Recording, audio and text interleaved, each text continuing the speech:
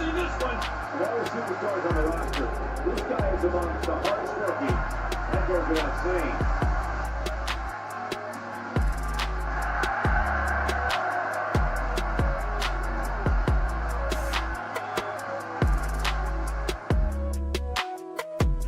Definitely shout out to Don Chaos. Much love to Carnival Spirits. Shout out to you, Don Chaos.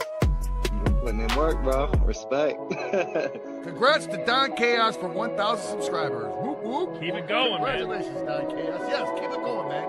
Good luck to you, fucking Don Chaos. And fucking hell yeah on your 1,000 fucking followers. Yeah, you know who it is. It's Ouija Mac, bitch. Shout out to Carnival Spirits. And fucking shout out to Don Chaos one time. You know what's going on. This is my brother.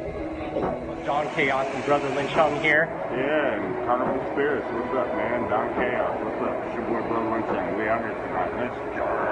Fuego Flames and my nigga Don Chaos. What's going on, B? It's my brother right here. It's my boy. Excuse the left, excuse the left. What up, y'all? This is Don Chaos, and I'm with a very legendary man. Go ahead and introduce yourself. Hey, Sean. Yeah, we at the gathering, y'all.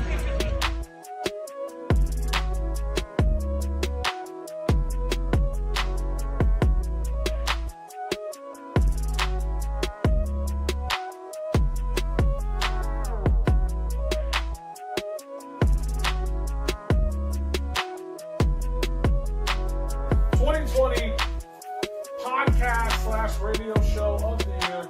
This one's always controversial.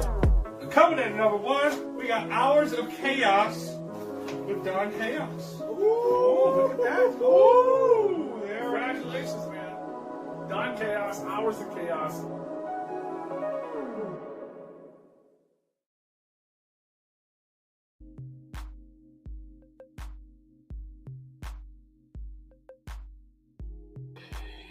Yo, what is good, everyone? Y'all already know who this is. This is Mr. D to the O to the N to the C to the H to the A to the O to the S. Your friendly neighborhood JUGGALO. The Karma Millionaire. If you don't know, now you know. And if you still don't know, well then it sucks to be you. What is up, everyone? We are back with the Hours of Chaos podcast, episode 263, y'all. That is still insane that we are on the road to 300 episodes, y'all. That is crazy. Of course, we are going to be joined by the one and only. She is waiting in the green room right now. Everyone, please welcome, making her debut on the Hours of Chaos podcast for her first ever interview, the one and only lovely, twisted Tailie. What's up, y'all? What's up?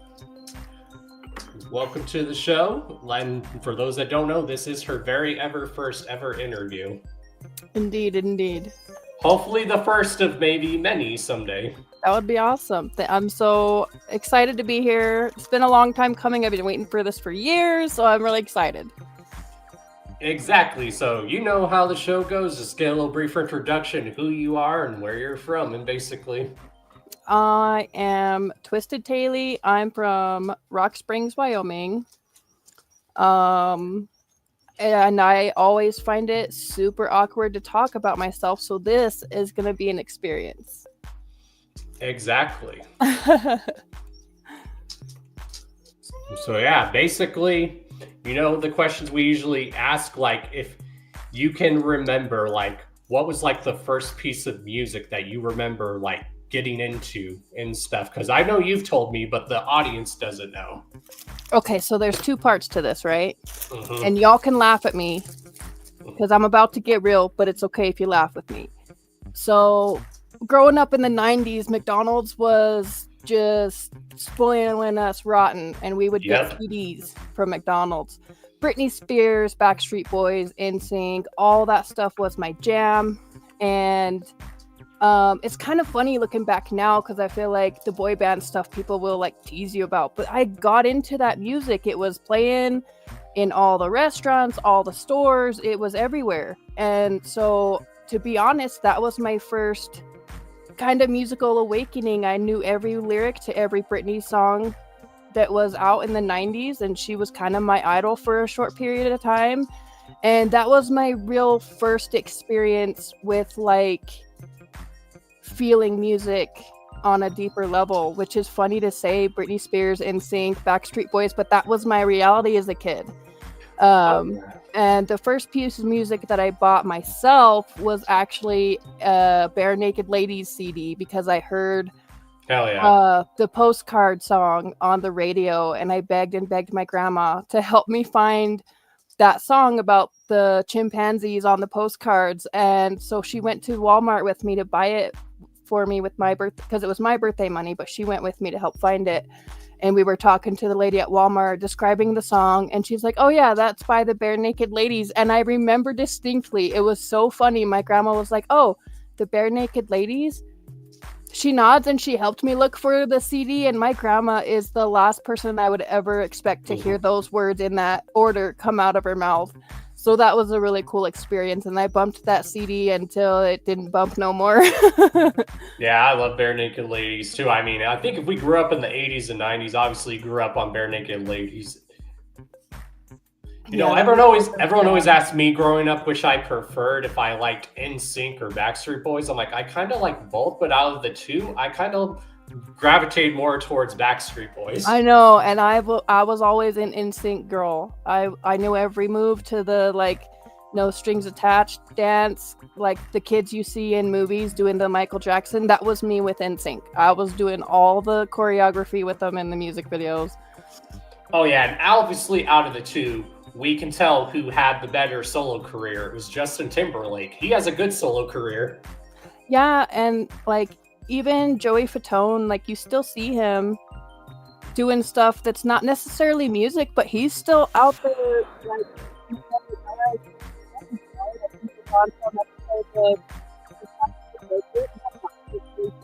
I'm sure he owns his own restaurant and stuff, so like they're doing their shit, you know.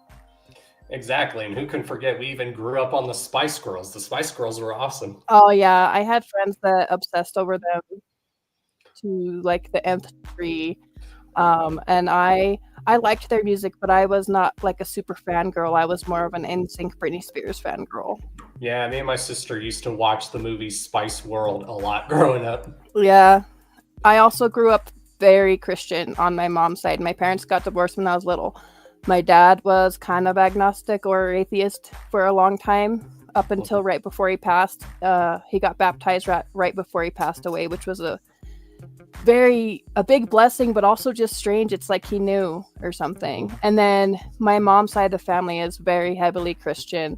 So my dad's this metalhead that listens to Iron Maiden and like all this heavy metal. And then my mom's side of the family is like super Christian. And I started to gravitate towards Christian metal and like Demon Hunter, and also stuff like Switchfoot, that kind of had the style of music that I liked with the lyrics that were clean, or however you want to put it, inspirational. And so for a long time, I listened to the style of music I liked with the lyrics that my mom would approve of. And so ICP for a long time, I saw as like, oh, I can't listen to that because I would be disowned. Not that my parents would actually disown me, but that was the feeling I had. And so I'm like, I was a late stage juggalo, which is kind of interesting in this community because people assume I'm an OG, and which is flattering. Yeah. But like, I have not been down with the clown for very long, and I don't want to like druff myself here, so I'm not going to tell everybody when I got down with the clown. But yeah, it's been, my whole musical life has been such a journey from point A to where I'm at now. Exactly. And music is just, like I always tell people, I've never put myself in a box. Yes, I'm a juggalo, but there's just so much music I love. I tell people I just love music in general. Yeah, that's like, I got Christian metal on one arm and ICP on the other. So like, I'm down with all of it, you know? Exactly. And shout outs to Britney Spears. Like, if anyone's been like paying attention, she finally got like free from the hold of her dad. Yeah, that was a wild ride for sure. I still feel bad for her because you can tell like people have been giving her so much hate over her choices and stuff, and I'm like, I can't even imagine going through what she went through and then being thrown back into like regular life the way she has. So like give her some grace. Just let her be crazy. It's fine. Just let her have her time. Exactly. And a lot of these child actors are people where their parents have control over Wait them. a second. Somebody recognized it? this amazing shirt that I What is got that? in the mail the other day. Isn't that so adorable? Yeah, and even the back is adorable. It is. The back is even better. I'm sitting, so I'm not going to show you guys, but it's super cute. But Maybe if you when gu- we wrap it up, I'll turn it around. Yep, but if you guys know Precious Moments, it's basically what it is. It's the Precious Moment version Hatchet Man on the back. Yeah, it's super cute. Maybe I can turn. Hold on. I'll try. Oh, can you see it? This might have been the way. Yes, there we go. Super cute. Super adorable. Okay, Shovel, we're daring you to get a tattoo of that. Shoot, I'll get one. Right, I probably would too. Oh, yeah.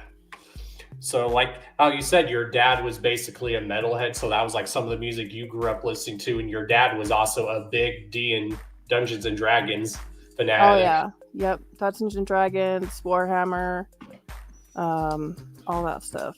All that nerdy stuff. Yep. And you said he even liked to paint those little miniatures too, right? Yes. He painted his own miniatures, and he also built.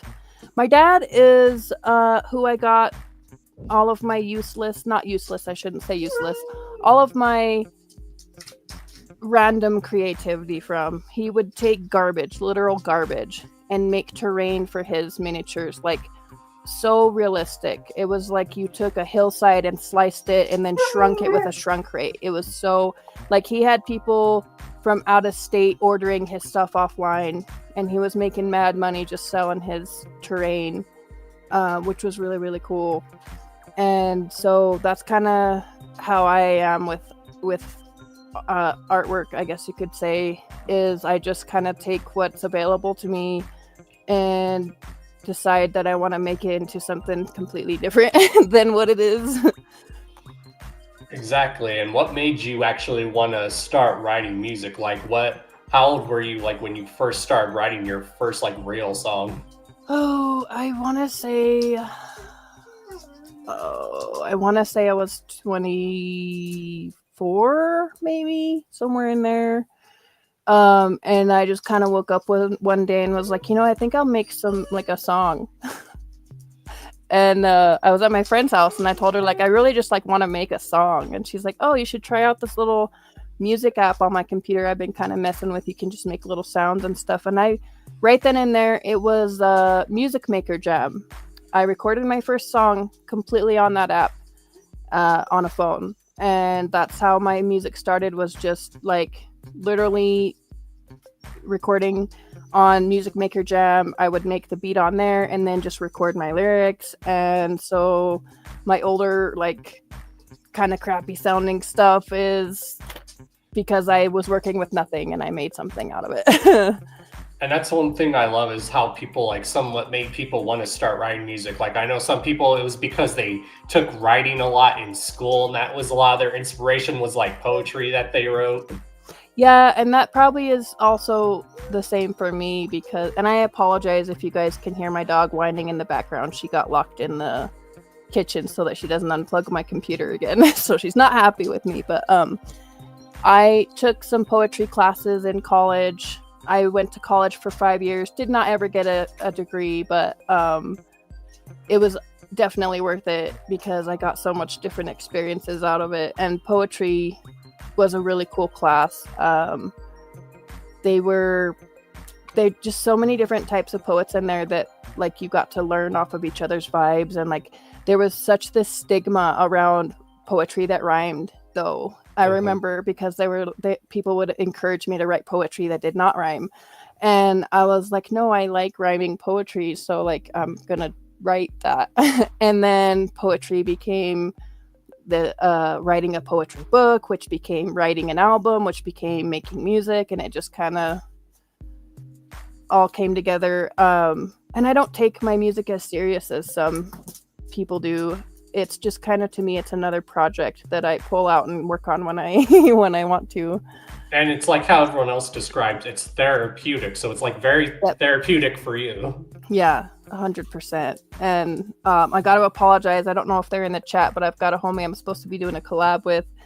And I had some like dental issues going on. And I was like, well, if I can just get this song out before I get that tooth pulled, I'll be all right. But then I finally got the lyrics down how I wanted them to be written and practiced and everything. And then by the time I was ready to record I had to go in and get the tooth pulled. And so now I'm just waiting on the numbness to get out of my lips so I can do my recording.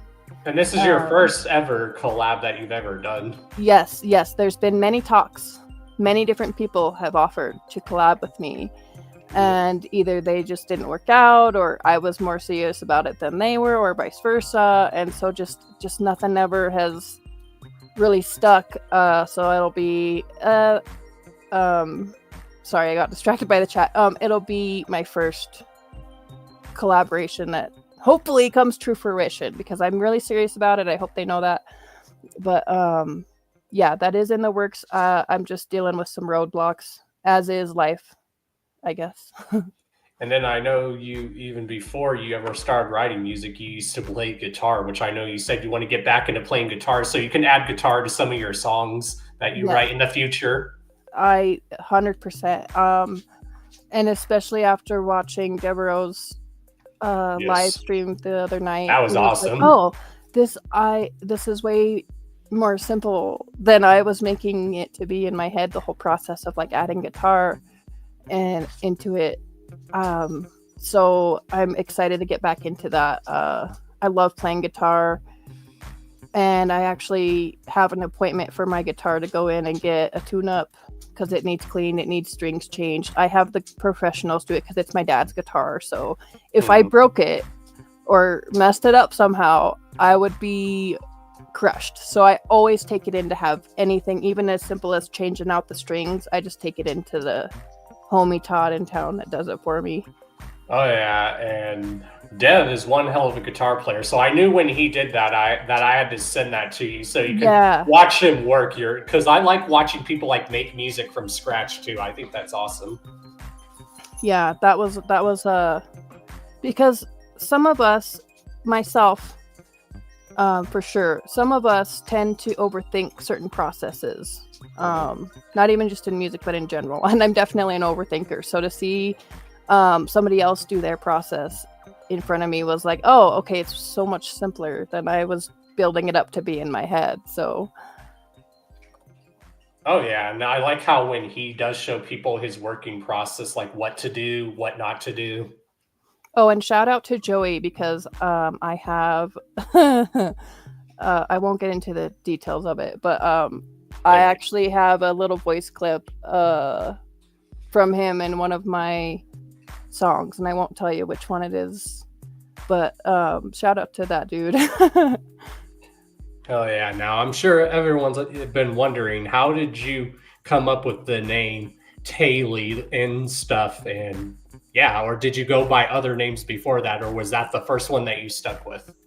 So Tailie has been sort of my nickname since, I want to say high school, but it could have been even earlier than that. I had a friend, she called me, I can't tell you because then I'll give away my real name. She added Tailie to my real name. So it was my real name, Tailie. So because we always joked about how long my human name is. And so she decided to be funny and add extra syllables to my already long name.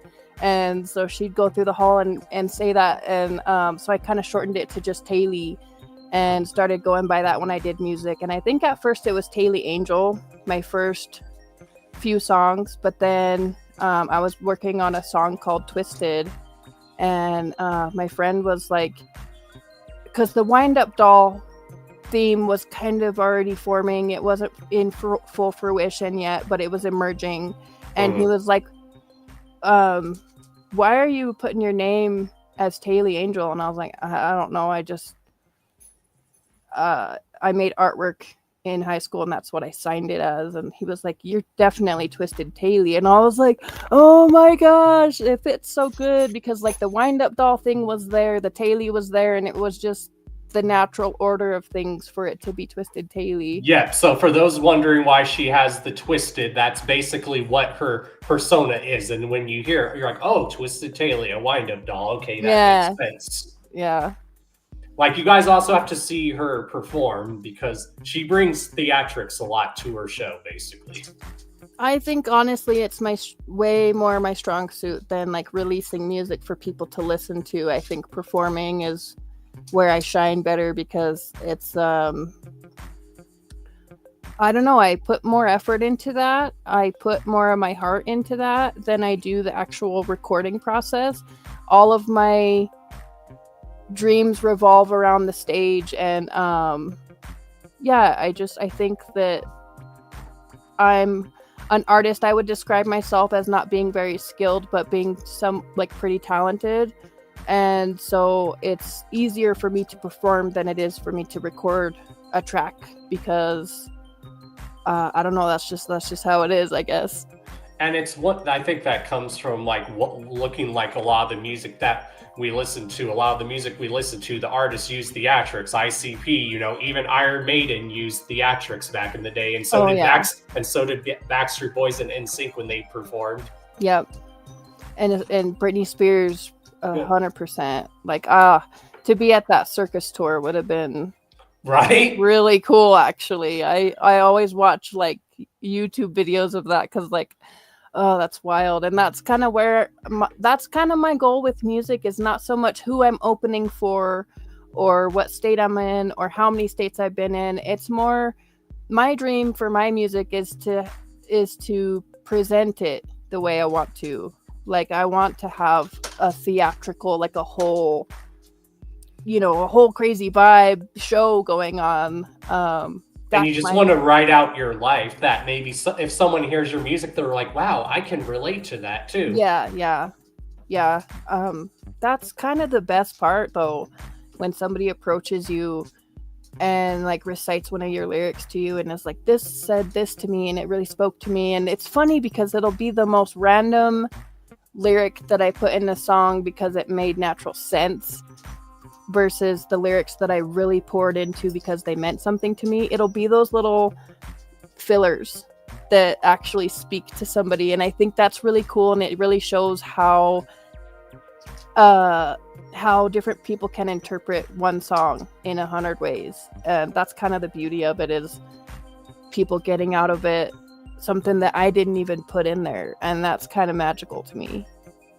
Exactly, and that's one thing I've always told people, that is like the power of music, when it can be therapeutic not just for yourself, but when it's therapeutic for other people, it like hits you in the feels. Yeah, and sometimes that's more my goal than making good music, or like a lot of my music is not mastered very well. The beats maybe came off at YouTube or some website where you can get copyright free stuff. And I my goal is not usually to make it sound good. It's to put other things in there, like your thoughts and your feelings. Yeah, basically. yeah. And that's one thing I like. And we all got to start somewhere when we make music. Yeah. And sometimes it can be disappointing when you've put, 10 plus years into something and it's not where other people are at 5 years in. But I just remind myself that their reasons are different than mine, and that's okay. A money-driven artist sometimes does seem to kind of get further than someone that's not money-driven, and that's okay, because that's their goal, is to make money off of their music, and they're doing that.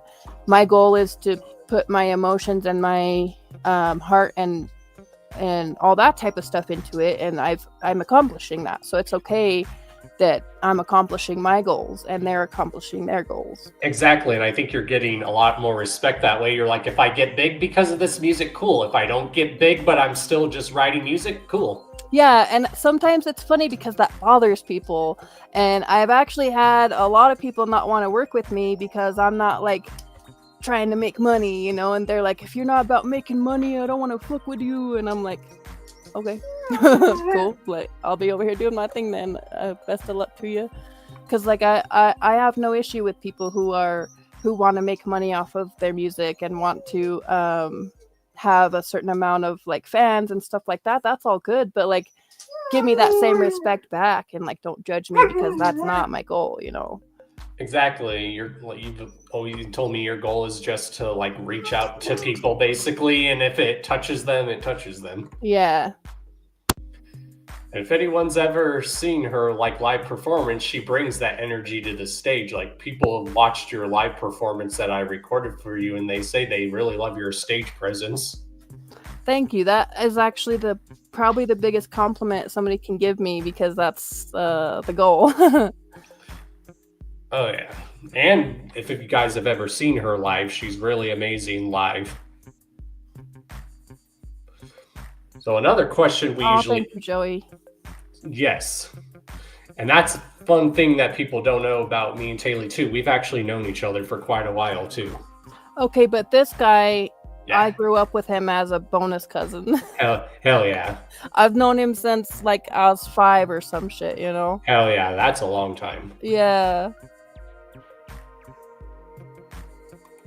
Oh, Lion said just make sure you message him your shipping info so he can send you the CD you won last week. Oh, I thought I did that. I'm so sorry. Yeah. Oh, And- of course I would do that. And you've opened up for like quite a few people. Like you said, you don't think that makes you better or anything, but some of the people you've opened up for like is cool. Like you've opened up for Ouija a few times. Yeah. It's really cool opening up for how do you word it? Bigger names in the underground, or people you look up to. It's cool. Yeah, to open up yeah, because you get exposed to more people that are on your vibe, more people that connect to you. Aww. And Well, that's nice. yeah, what? She says your stage presence. Go. Thank you. Thank you so much. Yeah, that's the cool thing about performing for those higher tier artists. I don't know how to word it diplomatically, but is just the chance to kind of meet fans that are the same, you know, that you're also a fan of. And I don't know that. Yeah, I've opened for some decent artists, and it's actually a really, really cool experience, especially when if you get the chance to meet that artist. It can be pretty cool. Some of those meetings, I don't know how to word it, but they didn't go as I expected it to. And it's kind of funny because it shows you how you want to be with your fans and how you don't want to be with your fans. And I won't speak bad on any of the artists that I've opened for, but some of them have been I don't want to say cranky, but kind of just like, I don't know, not excited to be there, I guess is how I would put it. And you've even had people like give you props, like Scum, like he's giving you like major props, and that meant a lot to you. I know when you said that. Yeah. There was actually this show he came into Rock Springs for, and my homie Navarre, I hope he's in the chat, but if not, props to Navarre. Shout out to Navarre. He's done a lot for this town's underground scene. But Scum came through my town that I live in, and I was doing a show, and I dropped the mic. I didn't just drop it. Okay, this was a corded mic. So what happened was I was like jumping forward, and I stepped on the cord, so the mic flew out of my hand, and like boom, like I threw it onto the floor and broke it. And the sound was so deep after I picked it back up. I was just gonna keep going. I was like, you know what, shit happens. And I picked it up and I went to keep going, and the bass was all off and it sounded like garbage. And so Scum ran over to the DJ booth to help my homie try and fix it so that my set didn't sound horrible. And then after that, we talked about it, we laughed about it, and then he also joked with me about it the next time I opened for him. I don't remember exactly what he said about it, but we were joking about how he had my back at the last show, and it was really funny.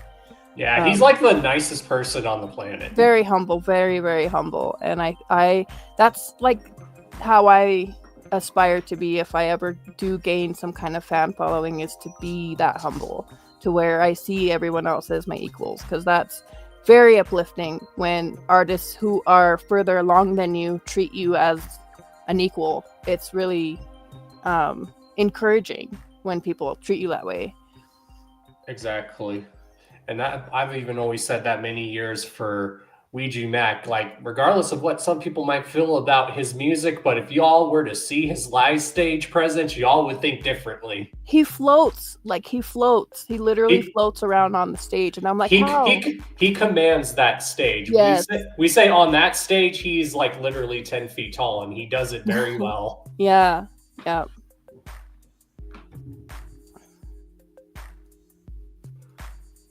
Catch up in the chat. I'm sorry, I have not been paying attention to the chat. Oh, you're good. But yeah, I even know Waifu, she wants to do a song with you. So for those that don't know, I mean, we kind of mentioned it earlier, but just so you guys know, it is Tailie's birthday today. Yeah. I'm 29 again. Yep. So yeah, when it comes to like music, usually that's how we ask other people like how the music is in like their area. So how would you describe the underground scene in the area and in the other areas that you're close to where you performed? So there's a reason that I go to Salt Lake as often as I do. Yeah, there's a big Juggalo scene there. The Juggalo scene is popping up in Salt Lake. Not so much here. I know of maybe 10 Juggalos, and I talk to maybe 3 of them on a semi-regular basis. So, and you got to remember that Wyoming is very, like, spread out. So, like, I don't know, it's a, like, my town is a close-knit town, but it's also, like, you got to go out of your way to see your friends regularly kind of thing. Like, you don't just live like a walk away. I don't know. It's a weird vibe because you're close to everyone, but you're not. And so the Juggalo scene here is just not as tight knit as in areas like that are denser and have more Juggalos. And like shout out to my homies that live here because I love them dearly, but there's just a different vibe for the Juggalos here versus what you see in other areas. And I wouldn't trade my homies in town for nothing, but there is just a different closeness here than there is other places. So the Juggalo scene is pretty much unheard of here, and the underground rap scene is good as a whole. I mean, it's pretty decent in terms of there's a lot of artists and a lot of talented artists in my area. But I think it's kind of the same thing there where it's like we're all cool and we all vibe and stuff, but we're not close knit. And so shows are sporadic. If they happen, not everyone's aware of them and stuff like that. And so that's why a lot of my shows I go to Salt Lake for, because it's, in a sense, it's almost easier to get on shows there than it is here, because if there's shows going on, I don't always hear about them. Or also another thing with the scene here is there's a distinct vibe. I live in a very country area, so if it's not country music, a lot of people don't listen to it. And so with the rap music here, there's an aesthetic that's kind of expected from this area. And so if you don't have that certain vibe, people think that you're kind of weird, which is fine. But it's just definitely easier for me to do music where all types of music are more accepted, because I have kind of a out there presence and kind of out there music. And so it's like, it's nobody's fault, but that's just the way that it is for me. So I do a lot of my music in Salt Lake where there's an appreciation for the type of music that I do, because it's not the vibe here, and that's okay. Yeah, and you've always even said that Salt Lake is almost like your second home, basically. Yeah, and it's funny because my dad was the same way. He went there all the time. He lived there for several years before he moved back into town. I think he just didn't like being that far away from me and my sister, but I think if that wasn't the case, he would have stayed there. And I get it now as an adult, because Even though I'm not into like Warhammer and like D&D type stuff, I understand now where he was like, oh, this isn't something that necessarily fits in that well to this area. Hell yeah, 801 Juggalos. Shout out to them, all of them. And so I find myself doing the same thing where I gravitate towards that area where my stuff is at. My vibes are over there. Oh yeah, and it doesn't really, the reason why it doesn't even take you that long to get to Salt Lake from where you live. Yeah, I could probably do that 3-hour drive blindfolded at this point. I used to go there. It was a couple years ago. It seemed like every weekend I was there doing music and stuff. Yeah, Salt Lake Juggalos are, they're family. They're definitely family to me. And shout out to 801. They've had a rough time of it lately. They've been losing Juggalos left and right. So shout out to them because I know it's been a rough couple of years for them. Oh yeah, and you've played in quite a few states. Like you've played in Idaho. You played in what? Oregon, Idaho, Utah, obviously, Wyoming, Nevada. Did I do that show there? I don't remember.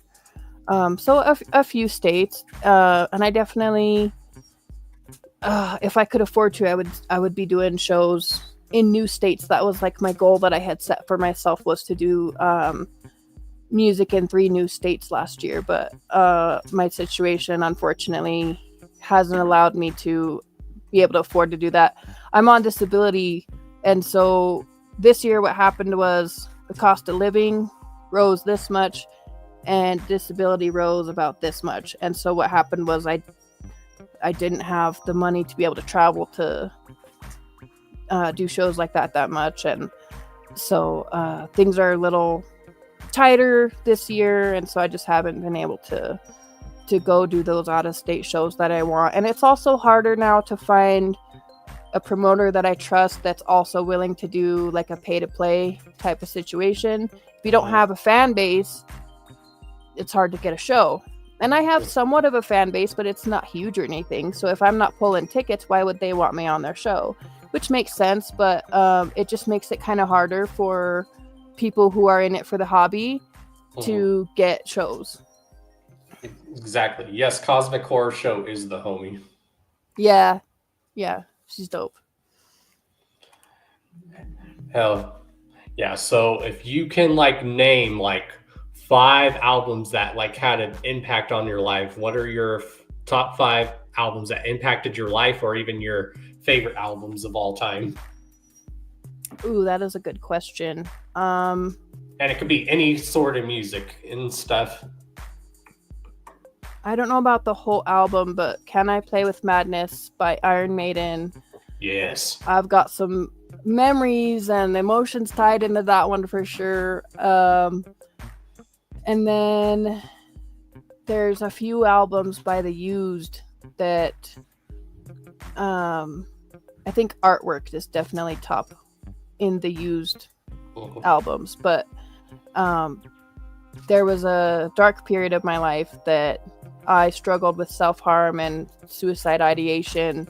And there's a song by The Used called Meant to Die. And it kind of is written in the perspective of somebody who has succeeded in that. And so it's kind of written from the grave, if you will. And it gives you a perspective about that kind of wakes you up and is like, oh, maybe that's not a good choice. And so as much as it's a dark song, it's kind of in a way a positive song because it makes you think about not doing that.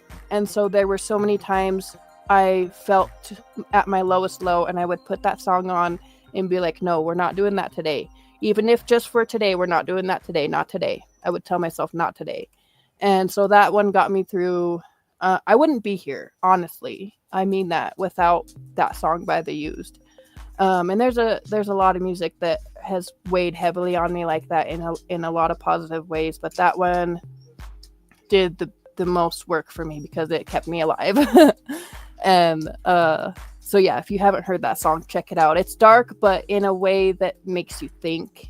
And I think that's the beauty in the type of music that most of us probably love. I mean, we're juggalos, and so we like songs that have a darkness to them in a positive way.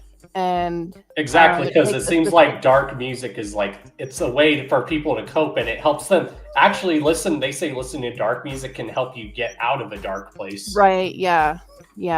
There's some music I won't listen to when I'm in a bad place, and some that I won't really listen to at all. Like there's a few songs by Suicide Boys that I actually really enjoy, but for the most part their songs kind of put me in a dark place. And I hate to say that because I know a lot of people are Suicide Boys fans, and that's great, but for me personally, it puts me in a headspace that I don't like. And so there's a couple of their hype songs that I'll bump because they're light and everything, but music puts me, it can be dark, but it still puts me in a positive place.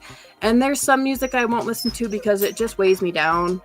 And but I think that's kind of the beauty of music. That's why we all have our different tastes in music, is because certain things speak to certain people in different ways. Like another example I like is like Lil Peep. Like Lil Peep, even though his music can be very emotional, but his music was good. Yeah. Like Lil Peep was like amazing, and it's sad that he went too young and stuff because he had so much potential. Yeah. And going back and listening to his music after the fact was crazy too, because of some of the stuff that he said in his music that kind of described exactly what happened to him. And it's just it's almost kind of eerie in a cool way, because it's like, it's almost like you can't tell what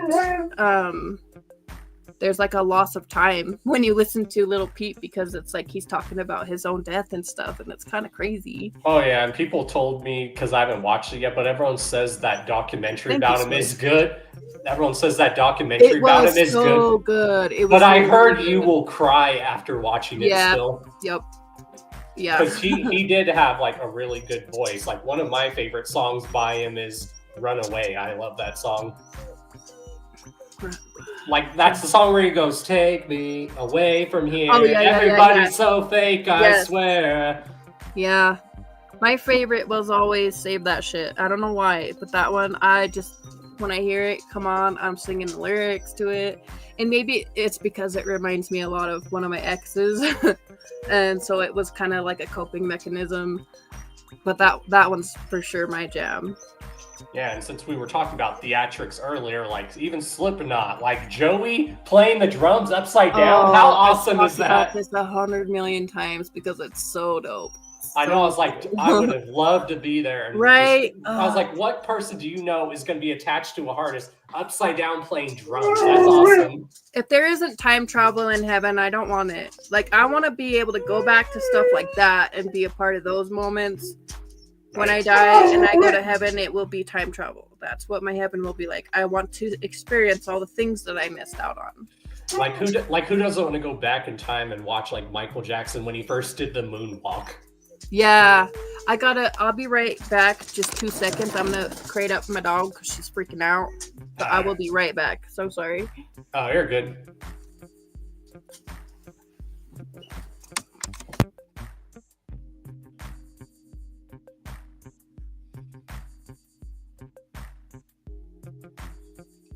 Yeah, make sure you guys are liking, subscribing. Make sure you're following Tailie all in her social medias down below. She has an art page where she does artwork. Also, she has her music page down below, which is linked here. She don't like to be in the kitchen, poor thing. Oh, that sounds like an awesome show to see. That's cool. At Epcot? That would have been cool. Wow. Jealous. I mean, we all can't deny, even I still, and we all can't deny that we still don't want a Michael Jackson Beat It jacket or a Thriller jacket. You'd all be lying if you said you don't want one. Yeah. That dude could, like, dance and stuff. I know. Like, who doesn't love Thriller? Like, that song just puts you in the mood for, like, Halloween, and just the way the music video is filmed, where it's a music video and a short movie at the same time. I can't tell you how many times I've watched 13 Going on 30 to learn that choreography. Oh, the Thriller dance? Yes. Yep. I still don't know how. I mean, this is how old I am, y'all. I kind of still remember how to dance to the Macarena. Does anyone remember that? Oh yeah. I always forget one of the steps and then end up looking dumb because I'm looking around during the last part of it. Yeah, those days remind me of like going to the roller skating rink, or when everyone would try to do the chicken dance while on roller skates. Oh, that sounds like fun. We don't have that here. We go bowling here, or we go Bowling's to the rec fun. center. That's what you can do here. Other than going to the bar, there's bowling and there's the rec center, and that's what we have for entertainment in Rock Springs. And a theater. There is a movie theater. Yep. Or you even told me, and we have 2 strip clubs. That's what you said to. Oh yeah. You can't not have a strip club in a town. Everyone, well, if you don't know, I love strip clubs. So, for those that don't know, that's probably one of.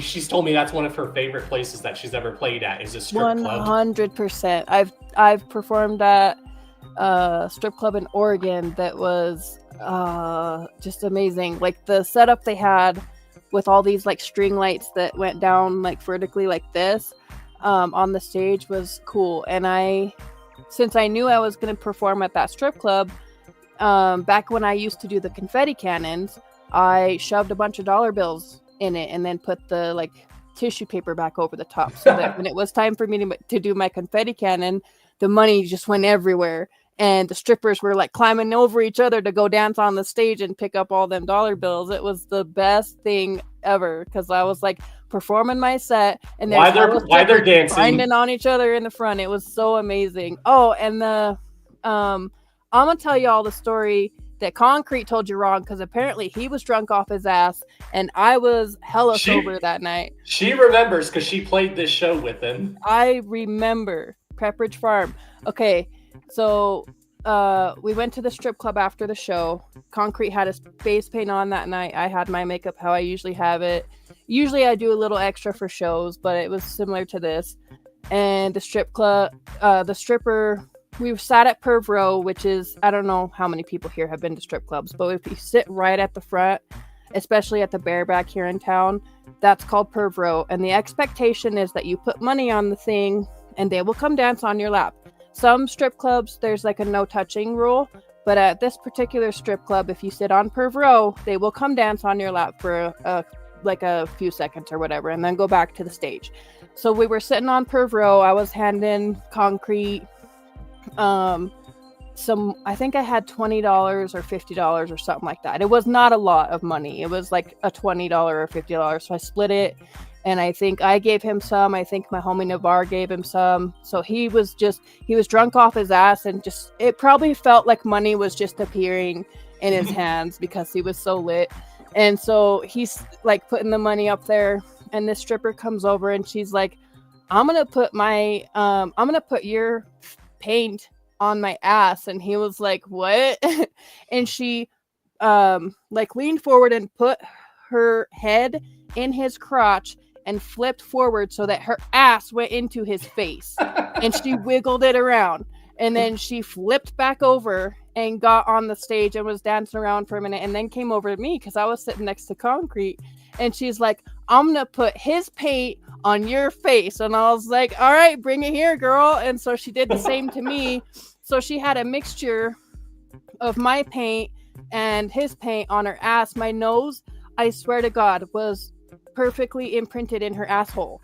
Like, she had our paint on her ass, and I had my paint on my face and his paint on my face. And it was the best strip club experience I've ever had. It was so funny. And he was in heaven, this dude. It was so funny, and it kind of makes me sad that he doesn't remember it that much, but he did put it in a song, so I know that memory's kind of in there, at least a little bit.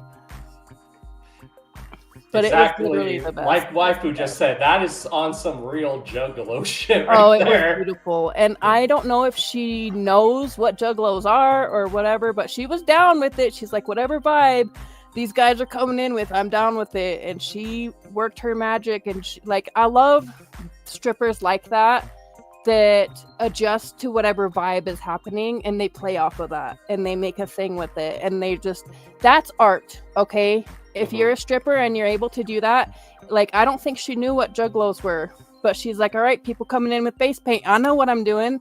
And she worked with it. She made it happen. She gave us a really cool, memorable experience. That's art. That is an art form, and she did it beautifully.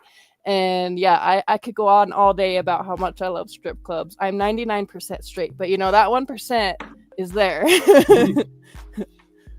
Oh yeah, and you've even had people told you to sign stuff now. Tell everyone that story when when women told you to sign what they told you to sign, and at first you thought they were joking. At first, I remember you told me. The first time I thought, okay, I don't remember the second experience that well. I'm pretty sure it was in Oregon, because like I said, that was at a strip club, so the vibe was already slightly raunchy, and so she came up to me and asked me to sign her boob, and so I did. But the first time was in Salt Lake, and it was a homegirl in the 801. I wish I could think of her name. Not that I'm gonna tattle on her or anything, but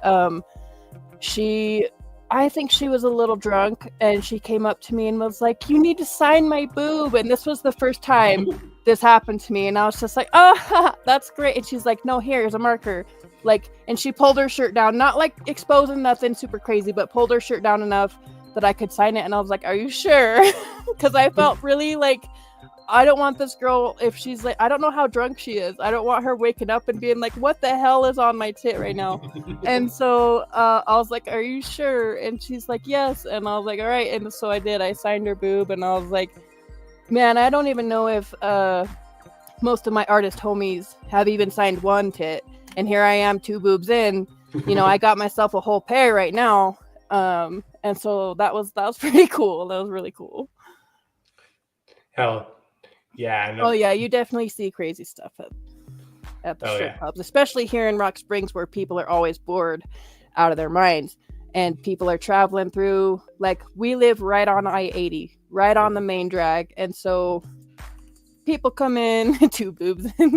That's gonna be weird. She's gonna write that as her next song title somewhere down the line.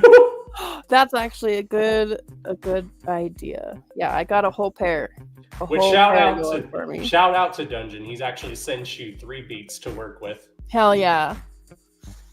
And then shout outs to Waifu, who's his missing. Wait, is there 3? Because I might be missing one. I'll have to check again. I am so sorry. I'm so bad at keeping up on my emails. I'm sorry, guys.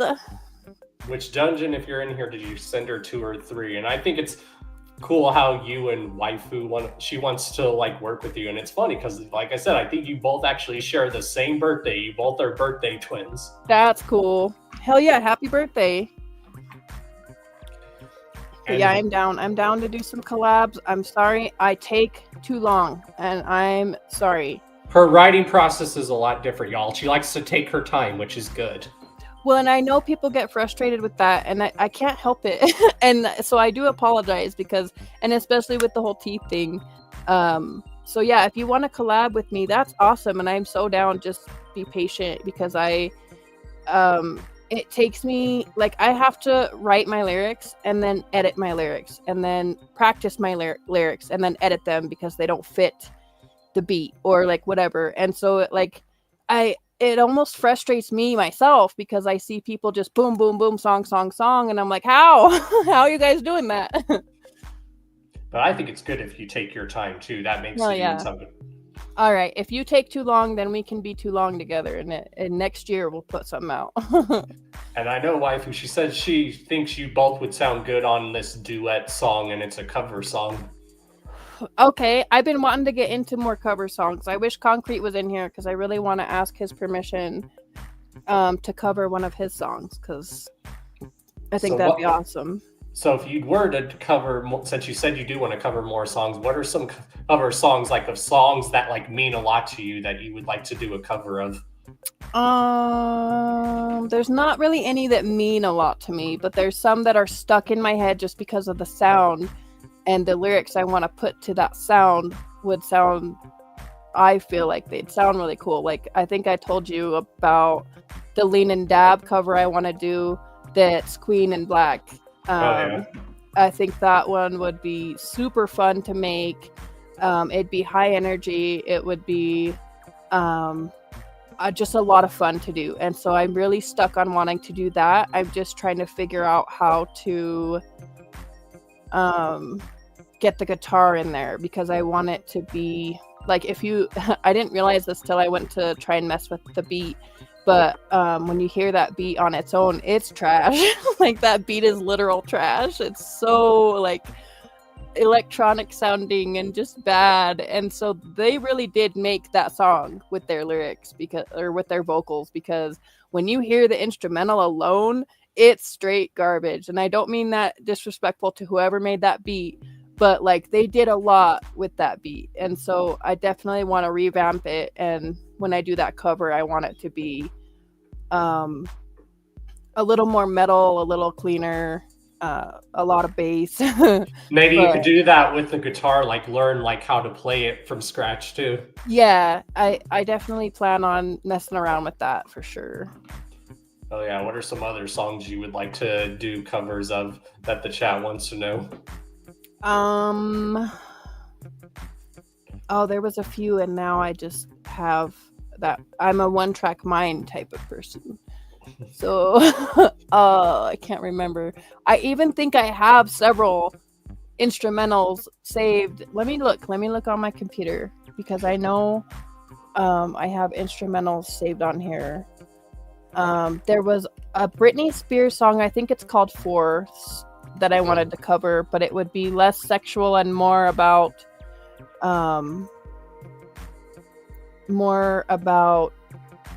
switching personalities, like with my DID, which is, if you don't know what DID is, it is dissociative identity disorder. But yeah, I can't find those right now. So I don't know. I do have them that I want to do, but my brain is shut off on that aspect. Yeah, like some that come to mind that I would like to do if I ever start writing music. Like, I want to do like a rap version of Tainted Love. Oh yeah, because I think that would sound cool. Cover Heart-Shaped Glasses by Marilyn Manson. That's a good song. I covered that one. I did a cover of So High by Twisted, but it was not a smoking song. It was a Stay Alive song, because I always felt that beat in So High was so impactful, and then they went and made a smoking song with it. And I nothing against smoking, and I know that smoking has helped a lot of people, and it's great, but the beat itself just spoke more to me than the lyrics ever did. And so I was like, no, I need to cover that. Oh yeah, because we all like to good smoky every now and then. Yeah. Let's see, what are some other covers I want to do? I've always wanted to do the cover of The Day the Whole World Went Away by 9 Inch Nails. Because who doesn't love that song? I don't remember that one. I know who 9 Inch Nails is, but I'll just send it to you. Obviously, I do want to do a cover of "Hurt" by Johnny Cash, because that song means so much to me. Yeah. I remember when I showed you that song a few nights ago, and you're like, "Wow, I haven't heard this song in a while. This is a good song." I forgot all about that song, and I was like, "How?" Because it's so good. It's actually so heartfelt, and like, even if you were listening to it in a different language and you couldn't understand the lyrics themselves, the passion in his voice behind it is just incredible. Oh yeah, and that's why some people will call Johnny Cash like a country singer. I'm like, kind of, but he's more like a blues singer and bluegrass, which is good music. But like, because he didn't talk about what normal people in his generation would talk about, and I think that's why everyone like loves him as an artist. He's definitely one of my favorite artists, because you could hear his pain in his music. Yes, yeah, and especially in that one. That one's a good one. I've even wanted to do a cover of "Ring of Fire" by him. That's a good song. Yeah. I always when I hear Johnny Cash, it also is significant for me because both my grandfathers love Johnny Cash, and to me, I just picture if my grandfathers could sing, that's how they would sound, is Johnny Cash. And when you look at young pictures of my grandpas, they did look like Johnny Cash. It's crazy. Yeah. That's awesome. And it's crazy. And it's crazy because "Hurt" by Johnny Cash was originally going to be a 9 Inch Nails song, which is crazy. Yeah. So I told. Oh, my they did do a version of it. I have to hear that. They did? I have to listen to this. Yeah, me too. Wow. So, sorry, my brain. I'm supposed to pick up my son before too long, so I was wondering if you are still down to play a few songs. Yeah, we'll do that really quick. All right. Sweet. All right. So yeah, let me pull them up. All right. So What yeah, is you guys going are on going in the chat? I'm so lost. I missed So, yeah. something. So you guys are going to see many different sides of Tailie, like with these songs that she sent. She can just straight sing. Sometimes she could be funny in her music. Sometimes she's pouring her heart out. Sometimes she's just straight rapping ham, like crazy bars. Put a singing one in there. Sorry. No, it's okay. But that's one thing I also love about your music is you're diverse. I love artists that are diverse. Thank you. And I think that's one of the many reasons why ICP has always been one of my favorite groups. Like I tell people, yes, they don't just rap. They can do songs where they sing, and their singing is like good in some songs. Yeah, you go from like some good, like heavier songs on Malenko to like the heartfelt, like Be Safe off of Be Safe, and then there's also what is it? Joke Your Mind, the original. I think it's the original one that is my favorite, and just like then the carnival, not the carnival, the carousel one that I still am trying to untangle after all these years, and I'm like, what are you saying? There's an idea there that I can't quite grasp, and I love that about that song. Hell yeah. So this first song we're going to play, y'all, by Tailie is called Angels and Demons. Now, this song's really good, y'all. And it's really old, so it's one of my first few. So I like to usually ask artists sometimes, what's like the inspiration for that song, basically? I did a lot of role playing when I was younger online, like where you like share a story, like writing a story back and forth with somebody. And I always really liked the like fallen angel, fallen demon storyline for some reason. And I've put myself in a lot of positions where I was treated ways I shouldn't have been treated, despite putting my kindness and all of my effort into people. They gave me nothing but disrespect back. And I started to feel like I was an angel living with all these demons because that's who I chose to surround myself with. And I wanted to change that. So I made a song about it so I could get past that point in my life and start surrounding myself with other angels because I deserved to do that. So that's what I did. There you go. Well, enjoy this music, waifu, while you're laying down. So here's Angels and Demons, y'all, by Twisted Tailie.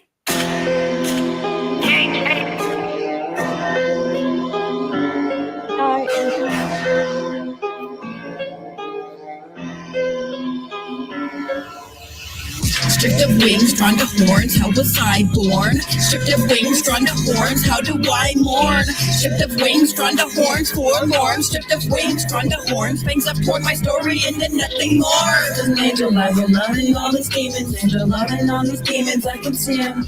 I'm an angel loving all these demons, angel loving demons, I can see him. I'm just an angel loving demons. Think they're out here living life, but they all be living dead. Hollow eyes fill their head, cause it's weighed with what's said. Think they out here living how they want to be, but just living for what they're told to think.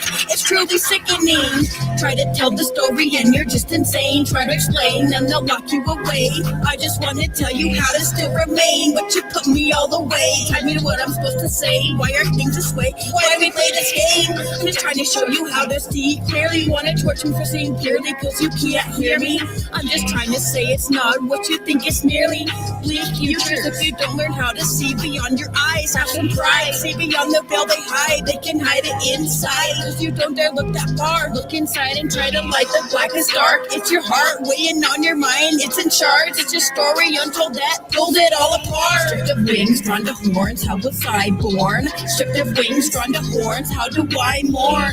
Stripped of wings, drawn to horns. Forlorn. Stripped of wings, drawn to horns. Fangs up toward my story and then nothing more. Just an angel loving all these demons. Angel loving all these demons. I can see him. I'm an angel loving all these demons. Angel loving demons. I can see him. I'm just an angel loving demons. Drip, drip, minds bleed from the lies you think fit. Melting every moment you don't try to see past it. Blink, blink, everything destroyed. Mind employed, enslaved to a system that's enjoyed. Beating up your lost joy. Filling up on your confidence, your time. Where's your choice? Stilling up your pride. Poisoning your inside. Where's your choice? You let them attach. Say you wanna die. You just stuck in your own pride. And these lies, like religion always has it right. And you just gotta sit tight. Your savior's coming soon. You just have to believe. Truth is not the work to receive it. Not just blink and know you need it. Don't just feed it, hoping that somehow defeats it. How do you rescue lost souls, thinking they're already saved by just repeating every phrase, cause that's how they were raised? How do you save your dead lies they told themselves? Why can't they just listen to anybody else? Am I going to hell? Stripped of wings, drawn to horns, how was I born? Stripped of wings, drawn to horns, how do I mourn? Stripped of wings, drawn to horns, forlorn. Stripped of wings, drawn to horns, fangs up toward my story and then nothing more. An angel loving all these demons. Angel loving all these demons, I can see him. I'm an angel loving all these demons. Angel loving demons, I can see him. I'm just an angel loving demons. Stripped of wings, drawn to horns, how was I born? Stripped of wings, drawn to horns, how do I mourn? Stripped of wings, drawn to horns, forlorn. Stripped of wings, drawn to horns, fangs up toward my story and then nothing more. An angel loving all these demons. Angel loving all these demons, I can see him. I'm an angel loving all these demons. Angel loving demons, I can see him. I'm just an angel loving demons. I love that song. I love that beat. Everything. That song is so visual. Even though that's an old song, that song should be a music video. It's kind of funny how a lot of times, at least for me, it's when you're in your darkest place that the inspiration for the best songs comes about. You can tell there's some religious questioning going on in there, and there's abusive partners situations in there. There's like thoughts of the system being broken in there. It's just, I took everything that was weighing me down and threw it into a song, and that's what came out. And that's what I recommend when you guys listen to her music. Listen to the words and what she's talking about. Then that, I know she even said that's one thing you want the listeners to do, is at least like listen to your lyrics and what you're talking about. Yeah. Some of my stuff is silly, some of it's abstract, but some of it I do have a point that I want to make. Like in the song, another song we'll hopefully get a chance to listen to here in a minute is Glitch, and that one is something that Spoken seemed like he really loved that song. Thank you. Oh yeah. And that's probably the. Do you want to play Glitch next, or do you want to play the one that you sent after that? We could play Glitch next. Yeah. All right, y'all. And this is, I think you said, one of your more newer songs, right? Yeah. I haven't released it yet because there's still some editing. I want to master the vocals a little bit better on it. So I perform it, but it has not been like actually released yet. And that's one thing I've also enjoyed about your music is your wordplay, but also you do have a good ear for beats when it comes to choosing beats. Thank you. So Weird Bob and Strange Suspicion, if you guys are here, I know how much a lot of your guys' show, you guys will like touch on conspiracy theories. So anyone who likes a little conspiracy theories here and now, y'all will love this song because it's exactly what the song entails, Glitch. So enjoy, y'all.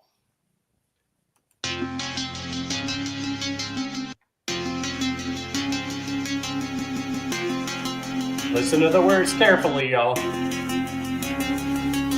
If you're hearing this now, baby, we're a glitch. If you hear me somehow, there's a glitch in the matrix. Hearing this now, baby, we're a glitch. If you hear me somehow, there's a glitch we gotta fix. Deja vu on repeat when I get a little sleepy. Not enough to eat, but I have some food constantly. Take a seat, we about to get bleak with the same message, different shows. Everything is on repeat. Consume, consume, consume. But were there ones doomed? That avatar is not who you are. You're being groomed. Synthetic seems better to most these days. Will I be alone and lost when y'all are displaced? Must be true, cause I read it online. Post it, load it, scroll it, sync it, tweet it, message, call me first. Program from birth till we hit the hearse. Productivity over life. Work till it hurts. If you're hearing this now, baby, we're a glitch. If you hear me somehow, there's a glitch in the matrix. Hearing this now, baby, we're a glitch. If you hear me somehow, there's a glitch we gotta fix.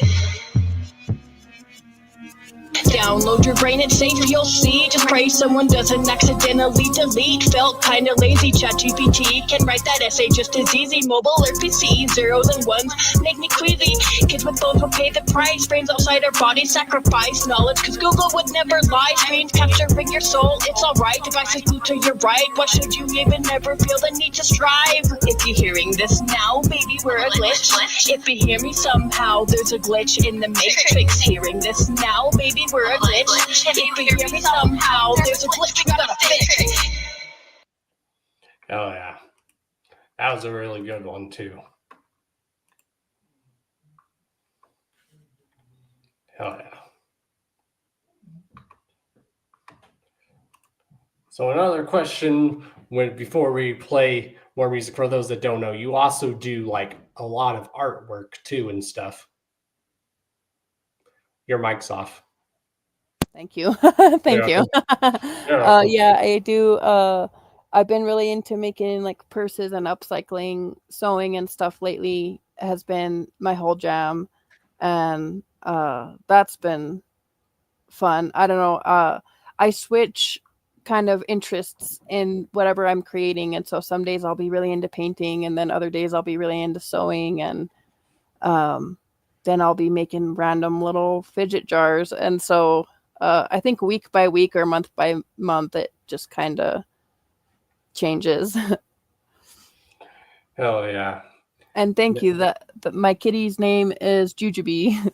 She's tiny. Yep, she's just a baby.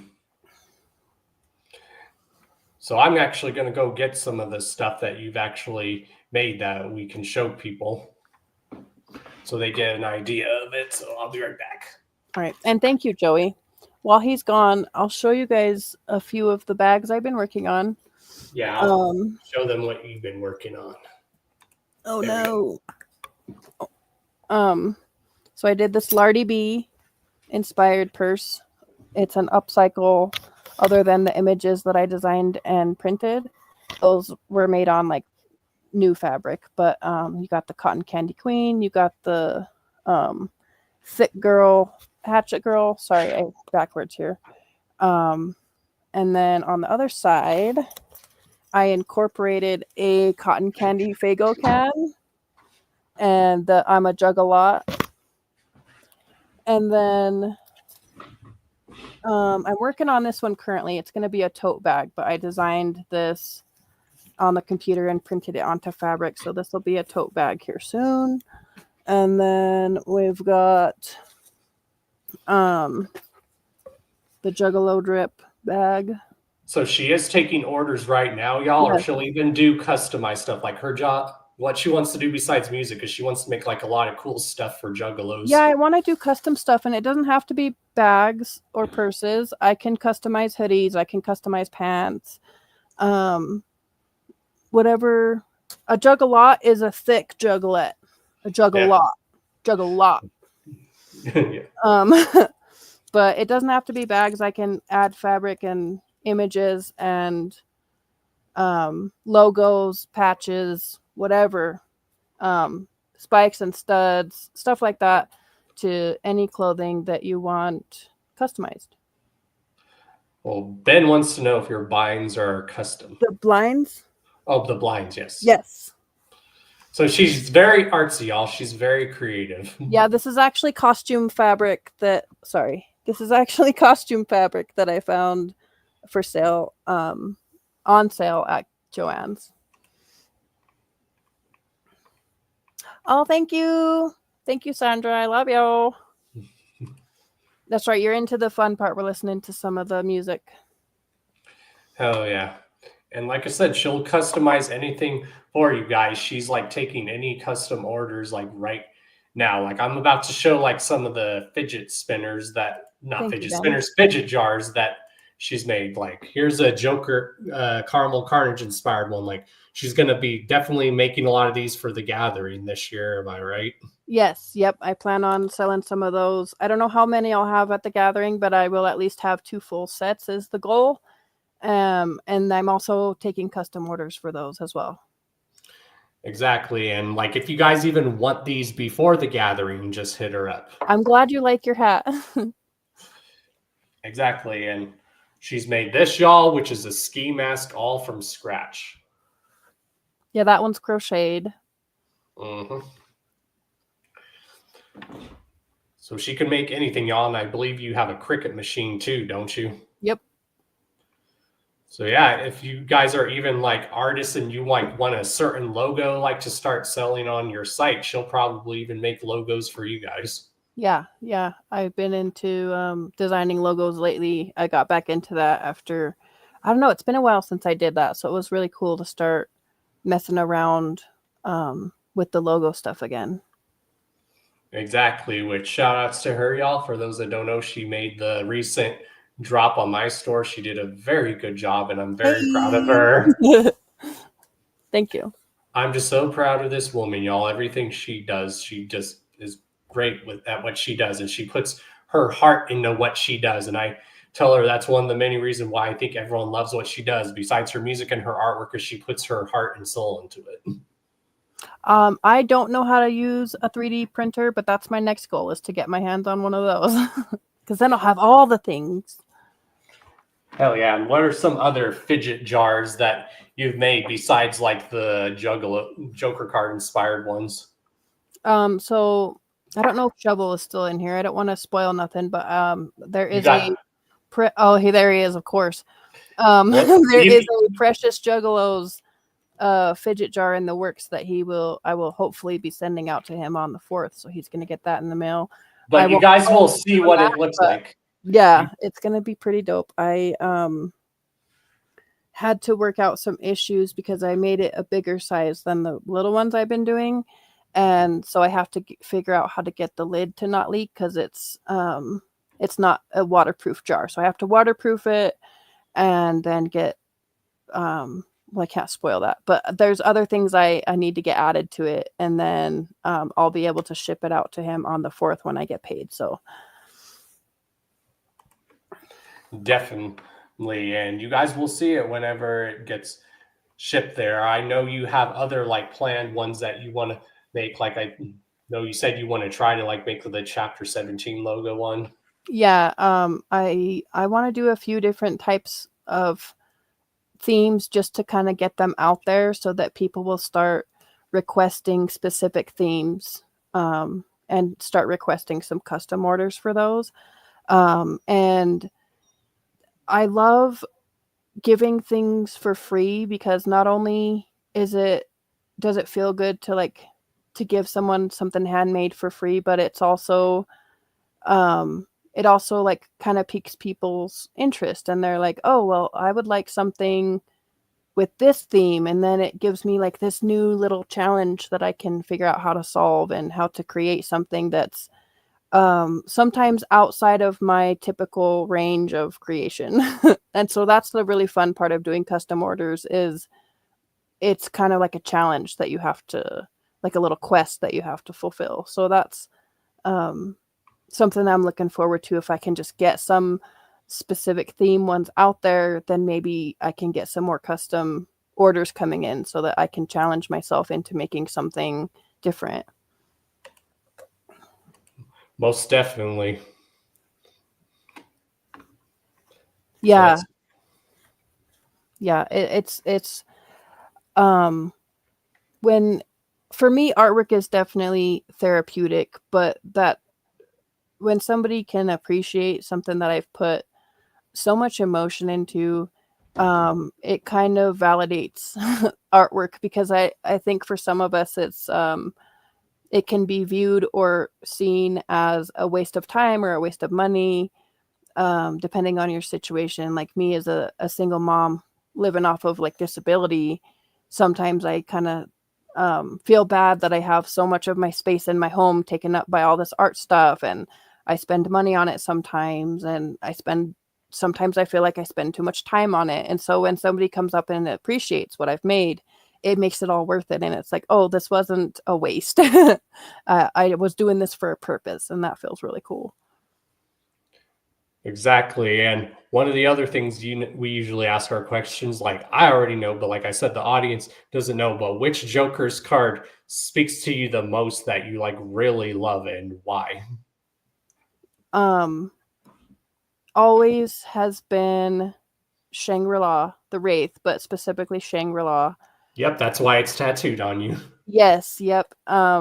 Because I have always kind of struggled with the Christianity juggalo thing. Like, where do I fall between those two spaces? And so the Shangri-La album kind of started pushing me to the point where I was comfortable being able to say that I'm a Christian and a juggalo. And then recently I hit up this homie that runs a Christian juggalo group on Facebook and designed a logo for him.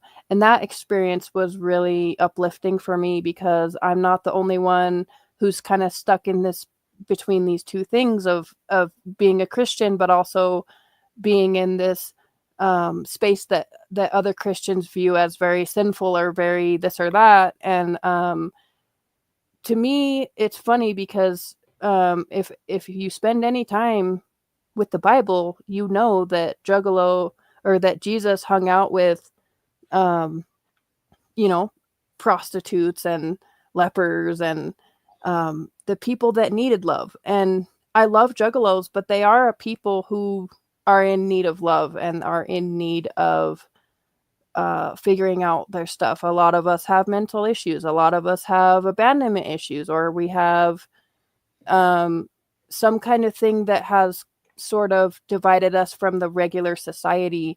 Oh yeah, And Jesus so, even was considered an outcast. So that's why when some yeah, people say if Jesus was alive, he probably would be a juggalo. He'd be he'd one be of hanging out us. with the Juggalos. That's what I'm saying. And so, yeah, it's not until actually very, very recently that I finally found a comfort between those two extremes. And I'm like, yeah, I'm a Juggalo Christian. Exactly, and that's why I didn't like for years, and I'm sure you didn't like it too, when people used to always try to come out and say ICP, they're a Christian band. Yeah, they're definitely not, and they're also not like devil worshippers either. They're I just was like, people they believe in a God, friendly. but they're not telling you which God they believe in. Right, and I understand. I understand the viewpoint that Christians have towards stuff like that, but it's Mhm. not mine. It's not my viewpoint, and I can comfortably say that I do believe in God and that I love juggalos and that I'm a juggalo, and that's just what it is, you know? That's just what it is. Whether that's right or wrong, in the end, I have to pay for that price anyway. So it's my choice to be those two things. Exactly. Tailie's definitely my angel, y'all. I can tell. Stop. I love you. I love you. So yeah, are we gonna? And then I think people misconstrued that when they first heard the song, like "Thy Unveiling," because I know some people fell off because people automatically they meant the Christian God. I'm like, actually, if you dig deep, they're just saying, "We hope you find your version of God, or what God is to you," Yeah, and that's yeah. a good message. I agree. I agree with that 100%. I it annoys me how people who are religious tend to be very their religion or nothing about it, and I don't see it that way. I believe what I believe, and it's kind of this live and let live thing where I'm curious about what other people believe, because I don't think like, just because I believe what I believe doesn't mean I necessarily think there's a wrong answer either. Like, there's roots that are very similar in all these different religions. And even when you go back to mythology and look at mythology, there's so many similarities. The stories, if you pick them apart, they all have these base roots in their stories that kind of match up. And so we're all just figuring it out and just believe what you believe. Exactly. And that's like me. I've tried to take all the positive of everything and I combine that into my life. And that's basically what the term clusterfuck is. You try to take all the positives and from every faith, and that you incorporate that into your life. That's always a cool thing to do. Yeah. Because Buddhism could be the true religion. Like, we never know. Maybe they all have little bits here and there. So we don't know. I don't know if you guys have ever watched The Good Place, but I love like the first episode of The Good Place. She gets to the such a funny show. Yes, she gets there and she's like, "So who was right about all this?" And he's like, "Well, every religion guessed about 10%, right?" And it's like, that's kind of how I see it. Like, I could believe what I believe all day, but none of us are gonna know until we know. And I don't know. That's kind of the beauty in the religious aspect, is that leap of faith. And I think whatever you put your I believe in karma. You're gonna get back what you put your belief in. And so as long as you're doing right and you're loving people the way they deserve to be loved, at the end of the day, in my opinion, it doesn't matter what God you pray to. It matters how you've treated people along the way, and you'll get in the end what your religion has taught you to believe if you just treat people the way they are meant to be treated.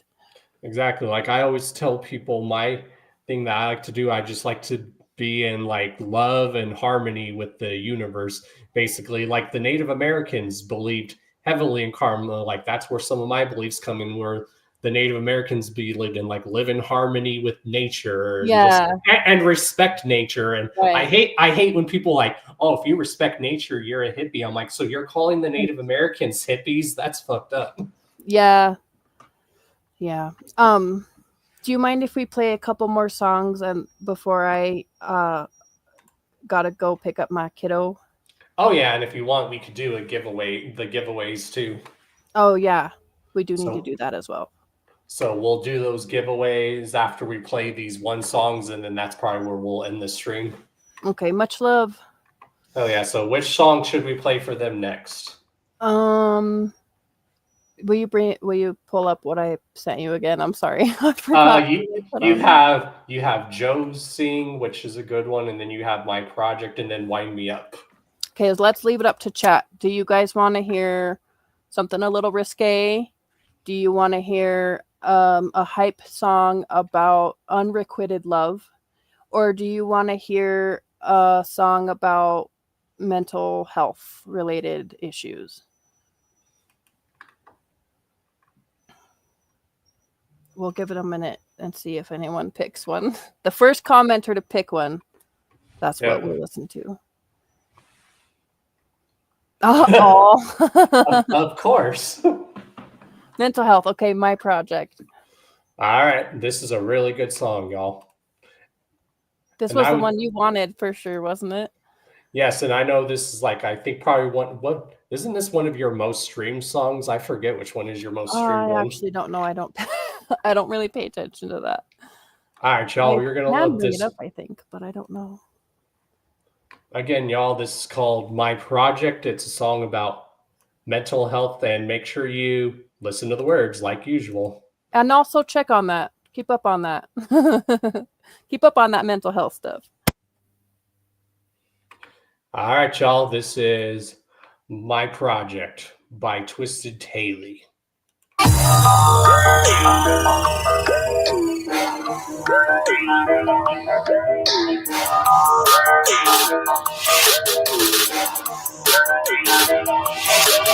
Imperfection, switch direction, time to make it mine. Slip some meds in, twitching, festering. When I went out of my mind, I went blind, confined to a rubber room. Every day they come and say you leaving soon, but it wasn't true. You lost your cool, no outside time today. What you do out there that now they make you stay? I ditched my pills for some better thrills. Woke up on the highway. If I had it my way, they just put a knife straight to my brain. Realizing it's hypnotizing. For me, I'm 60, made it be no sympathizing when you mesmerize me. But don't let them see you see me cutting, but you let it be. Helping me would be confronting that I might have insanity. Just ignore the thoughts and they go away. But when I pay you no mind, still you stay. I'm foaming at the mouth, but you just worried about the clout. Pretty pouts out your petty mouth, probably where it went south. You seem to think My mind is your little project.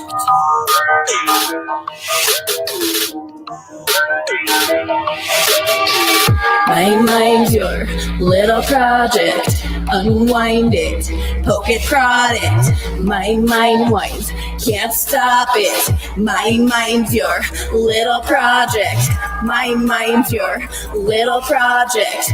Unwind it, poke it, prod it. My mind's your little project. My mind's sore, please stop it. Take it back into my own hands, undo the purse, the feeding to that. Cut him up into a cup, down the hatch, you cue that straight jack. No longer under farmer's spell. Imagine myself doing it well, experimental to my brain swell. On your program, I'm in hell. Explore the season, waking, panic disorder, tooth decay, suicide thoughts, back pain. Gotta read that fine print before you take that Seroquel, the Truda, Trazodone, Quetiapine, Abilify, Compazine, Zoloft, Adenosine. Not schizo, but DIP. Can't medicate me, can't sedate me. I'm free from thinking I'm a broken being. After what I'm seeing, I'm finally free. I was never crazy, but an entity. I am my own Reality. You shove the trail in my back, a wind up doll's key. Just attack, twist the knife while I shift and cry. Berate me, I'm so crazy for your safety, never liberate me. They just gave me What I need.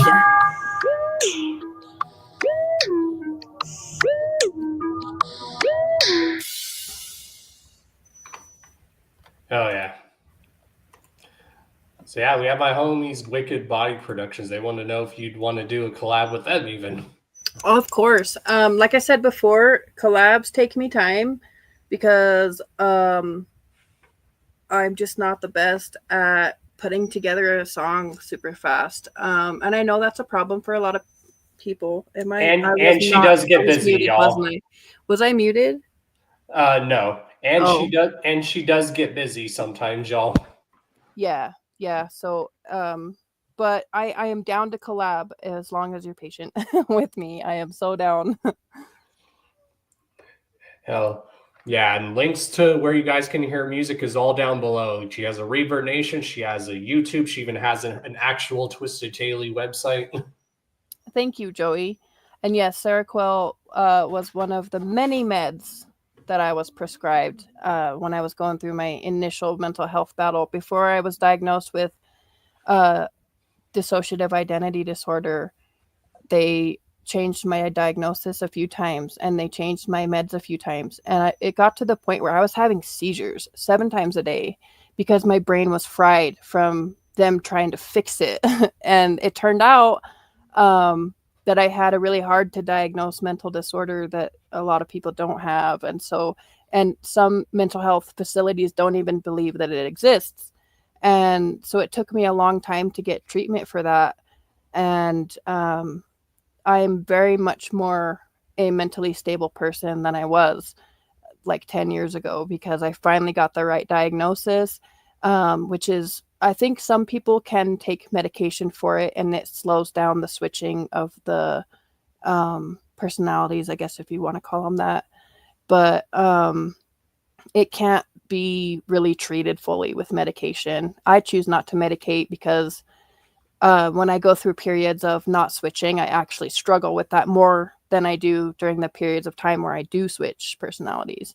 And so I've just tried to learn how to live with it and make tricks to cope with it and surround myself with people who are comfortable with it because it's hard to it's hard to form a friendship or a relationship with somebody who has DID because you never know what to expect with them, and they seem we can seem very what is the word I'm trying to find, inconsistent, because especially during periods of time where we're switching a lot, there's things that I don't remember my alters, which is what the personalities are called. They're called alters. And certain ones, when I switch into them, I will not remember anything that alter has done. So, but it's also a big part of what makes me creative. It is a big part of the reason I have several different perspectives on something. So it's one of those blessing curse type situations where I would not be myself without having it, but it also is a struggle to deal with it. And that's one thing I've always loved, like, especially about your stage persona. It's original. Like, everyone says they like theatrics and originality. Well, she is living proof of that, y'all. So for those who did just join, her stage persona is she's a wind-up doll and stuff. And it's funny because usually when I perform, that's its own separate alter, is my performance alter. Mhm. And so it kind of feels like I don't really have to do work when it comes to performing, because that alter just takes over and just boom, gets it done. And the last performance I did in Salt Lake, I was standing up there because usually that alter will switch on and it just, it just happens. And I missed my first verse because that alter did not switch, and I was like, oh no, I have to perform myself. And it was a very weird experience because usually I'm not involved with performing. It's just this other personality that takes over and just does that for me. And so it was a unique experience to actually like perform and be a part of the performance, if that makes sense, because usually it's like DID, my friend described it really good, that also suffers from it or deals with it, however you want to word it. It's like you're in a van and you trade driving. Like sometimes you're in the passenger seat and you can kind of direct the driver, and sometimes you're in the back and the music's loud and you can't tell the driver where you want to go. You're just along for the ride. And sometimes you're in the driver's seat and you're in control and you're doing the thing. And at this when that alter takes over, I'm in the very back. She does the performing and I'm just along for the ride. But this time that didn't happen. So I had to take control of the wheel and be like, okay, I guess we're performing today. Right. And I even think that's how Jay and Shaggy like try to separate themselves. Like when they're on that stage, when they're playing music, they're Violent Jay and Shaggy. When they're off Right. that stage, they're Joe and Joey. And that's the beauty of, I think, even for artists that don't have DID, that's actually kind of why people have a gimmick or a persona, is because you can kind of, to a degree, switch that off when you need to, and you can turn it on when you need to. Unless you have DID, then it happens on its own, or apparently sometimes it doesn't, and you got to figure it out on the spot. But and I think people that do have those sort of personas and stuff probably relate better to me because they have an inkling of a feeling of what it's like to dissociate or to switch alters. And that's one thing, like, I know a lot of people have been saying that, like, the underground, and when it comes to this underground juggler music, a lot of people want originality. Well, she is living proof of originality, y'all. I try to. So yeah, what do you say we do a giveaway? How are we going to do this giveaway? But first, before we do that, tell everyone what they are going to be winning. Are we going to do it as one giveaway, or are they going to be separate giveaways? I think we should do separate giveaways. And the first giveaway, I would like to do a full set of fidget jars, 6 in total, one of each Joker's card. That's going to be the first giveaway. These will not be sent out until the 4th, just so you're aware. I will need your address, but I will not be able to send them out until February 4th. And then the second giveaway is not something that'll be mailed to you, but in fact, it's a $50 gift card, I guess you could say, towards any custom item that you would like to get from my shop. So if you want to order a bag that's priced at $100, you'd only have to pay half price for it. If you want something that's worth $25, that's customized. You can get 2 of them, that type of thing. So it's just a $50 credit towards my shop. There you guys go. And I know somewhere down the line, like we probably won't give it away tonight, y'all. I know she was talking about even giving away like somewhere down the line, like one of her extra USB ports that has her whole discography. Yeah. Actually, we could do that with the with one of the other 2 if you want to, because then I could send out. Well, let's do it with the fidget jars, because then I can send all of it out together. So the fidget jars and the USB will be on one giveaway, and the $50 credit on another. And for those that don't know, she does even sell her stuff in person. So if you run across her at the gathering, she'll even sell you this stuff. Like I know you always say you always make extra copies of your USB to sell to people. No, I've not done the USB thing for a while, but I did used to have my CDs on me all the time. I just haven't done those for a while. Yeah. So yeah, if anyone wants these fidget jars, again, y'all, these are what they look like, but they're going to be like in the theme of the Joker cards, like the original 6. So you guys will win a 6 set of this and her USB of her discography. And what should people do to be entered? Should we just put their name on a wheel, or what should we do?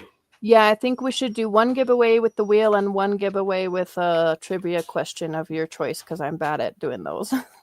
All right. So should we do the wheel or the trivia first, and for which thing?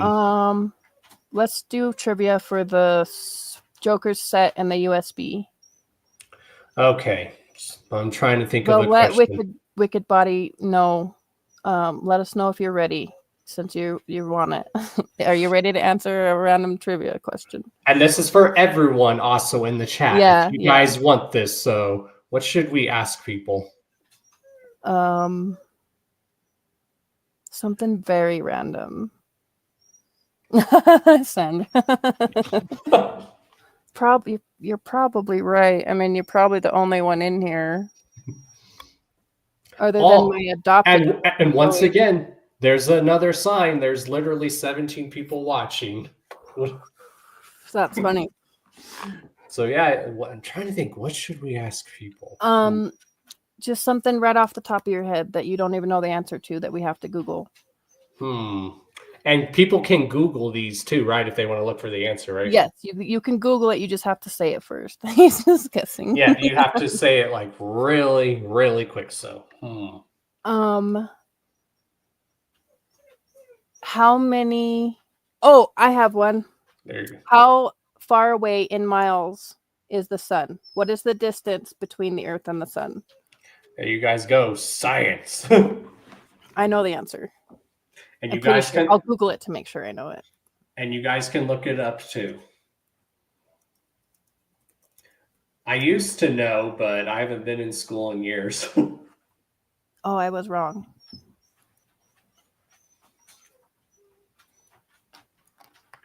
Ooh, close. I think that's close. I have a different answer. Oh, yeah, that is another answer. So yeah, I think that's right. So is it 93? Yeah. So, well, one says 91 and one says 93, so we'll give it to him. Which one, Adam? Yeah. All right, Adam, if you have any social media, mainly like probably Instagram, that's the best way to get a hold of Tailie, and then send her your mailing info. And that you basically want a USB port and like fidget jars for the original 6. Yeah. So make sure you send her, or if you're even on like Discord and stuff, just message Tailie on Discord and send her your info that way. That's the answer I got, was the 91. How about I'll send out another USB. I'll send both of you guys one. So both of you hit me up with your address and I will get those sent out. But since Adam answered first, he gets the USB and the fidget jar. Yes, but Wicked Body Productions, you get a USB too. So now are we going to do the second one as a wheel? Yeah, let's do that. And that you're doing a custom order, right? Yep, a $50 credit. You guys heard it here. So let me get the jar ready. So, not the jar ready, the wheel. And what should people say if they want to be entered so that I can put their name in? Just say raffle if you want to be entered in the wheel raffle. There you guys go. Just say that, and then I'll copy and paste your guys' name. So this might take a while. So as I'm doing that, you guys can just chop it up as I'm doing that. Okay, raffle in the chat if you want to be in the raffle. Yep. Again, this is any custom order, y'all. So she'll make so she'll make something custom for y'all.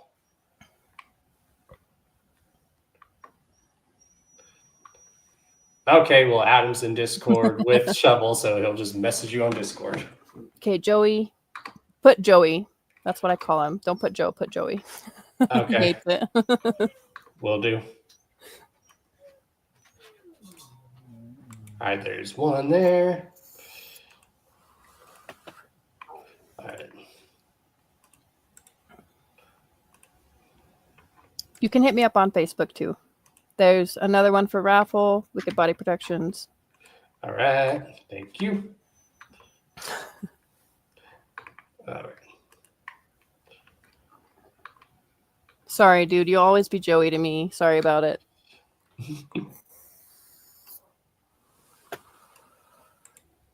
Everyone still calls me by my human name, so it's fine. The whole family. Nobody calls me Tailie in Rock Springs. It's like when people ask me, like when they address me, they're like, "Do you prefer to be called Dawn or Chaos?" Or Nightmare Entertainment. Put raffle in the chat if you want in the raffle.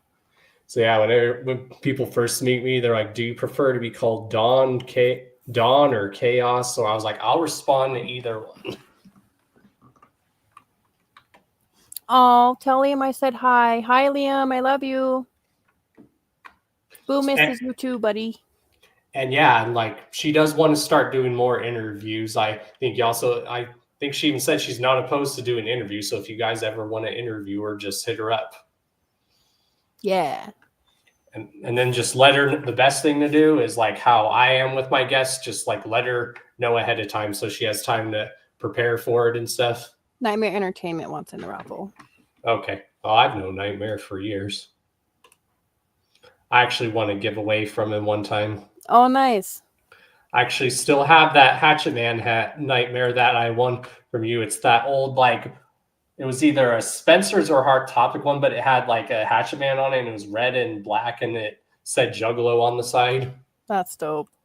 I still have that somewhere. All right, there's 3. Okay, anyone else? Because I know there's more of you, especially because there's more of you watching.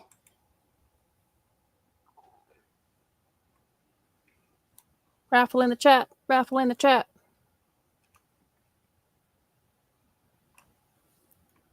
Again, y'all, you get a custom order from her because she does actual artwork too. I know a lot of y'all would want a custom order.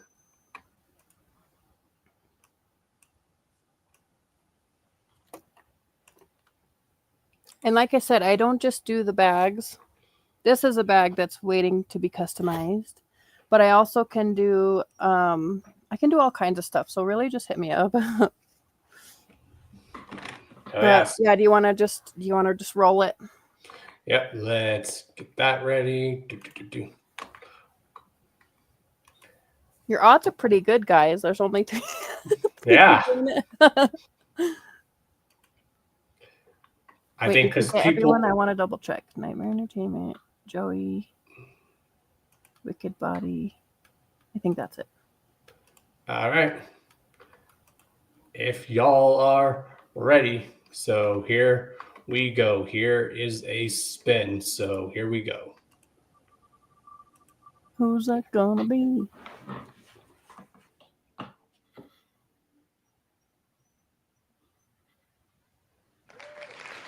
Oh shit.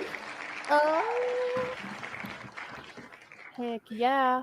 All right, you got to hit me up on probably either Facebook or wherever, but I get back to you faster on Facebook.